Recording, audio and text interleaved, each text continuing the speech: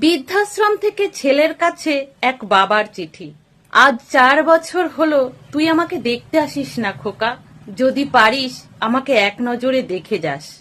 আমার শরীরের কন্ডিশন ততটা ভালো না। ছোটবেলায় তুই একদিন ইলিশ মাছ খেতে চেয়েছিলিস, আমার সামর্থ্য ছিল না, তাই তোকে কিনে দিতে পারিনি। ওই দিন রাতে তুই রাগ করে ভাত না খেয়েই ঘুমিয়ে পড়েছিলিস। আমি সারা রাত কান্না করেছিলাম। সেই দিনের কষ্ট আমি কোনো দিন ভুলতে পারবো না।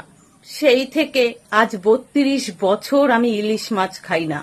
তোর মা অনেক বলেছিল, তবুও আমি খাইনি। তবে জানিস খোকা, ইলিশ মাছ কিন্তু আমারও খুব পছন্দের ছিল। গত 6 দিন ধরে আমার জবান বন্ধ হয়ে গেছে। আজ 4-5 দিন ধরে শুধু জল খেয়েই আছি, অন্য কিছু খেলে বমি হয়ে যায়। ডাক্তার বলেছে আমার কি জানি একটা বড় অসুখ হয়েছে। আমি তো বাবা অত কিছু বুঝি না, শুনলাম অনেক দিন ঠিক মতো খাওয়া দাওয়া হয় না, তাই এমন হয়েছে। আমি নাকি এই দুনিয়ার অল্প কদিনের মেহমান। গতকাল কয়েকজন স্বেচ্ছাসেবী ছেলেমেয়েরা আমাদের বৃদ্ধাশ্রমের সবাইকে দেখতে এসেছে। সেখানে একজন মানুষের আমাকে দেখে আর আমি বেশি দিন বাঁচব না সেটা শুনে আমার প্রতি তার খুব মায়া হয়।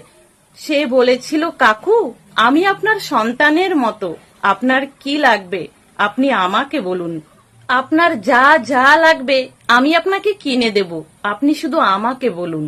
আপনার মৃত্যুর আগে আপনার শেষ ইচ্ছাটুকু আমাকে পূরণ করার সুযোগ দিন। তখন আমি তার কাছে বলেছিলাম, বাবা আমার একটা অনুরোধ রাখবে?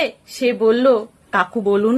আমি বলেছিলাম, আমাকে বড় একটা ইলিশ মাছ কিনে দেবে আর সাথে 3000 টাকা দেবে বাবা আমাকে।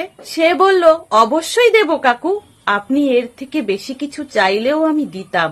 তবে আপনি একটা সত্যি কথা বলবেন কাকু, একটা বড় ইলিশ মাছ আর 3000 টাকা দিয়ে আপনি কি করবেন?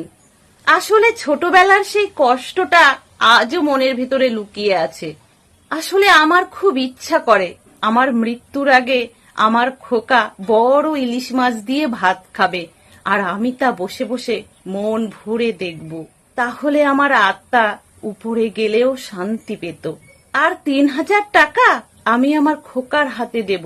শুনেছি আমার খোকা নাকি অনেক বড় অফিসার, তার 10 মিনিটের মূল্য নাকি 2 থেকে 3000 টাকা।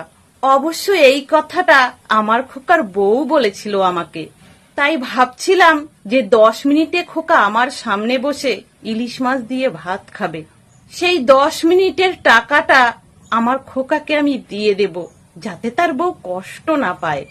সর্বশেষ জানা যায়, চিঠিটা যখন তার সন্তানের কাছে পৌঁছায় তার ঠিক একদিন আগেই তার বাবা মারা যায়।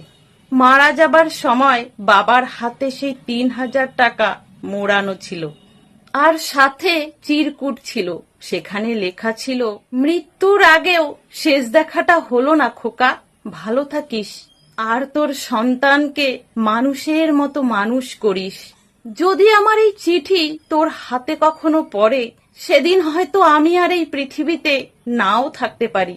তবুও এটা জেনে রাখবি, আমি মৃত্যুর আগেও তোর জন্য ভগবানের দরবারে অনেক অনেক প্রার্থনা করেছি। কোনো অভিমান নেই খোকা। আর ভালো কথা, ফ্রিজে তোর জন্য একটা বড় ইলিশ মাছ রাখা আছে, যাওয়ার সময় নিয়ে যাস কিন্তু।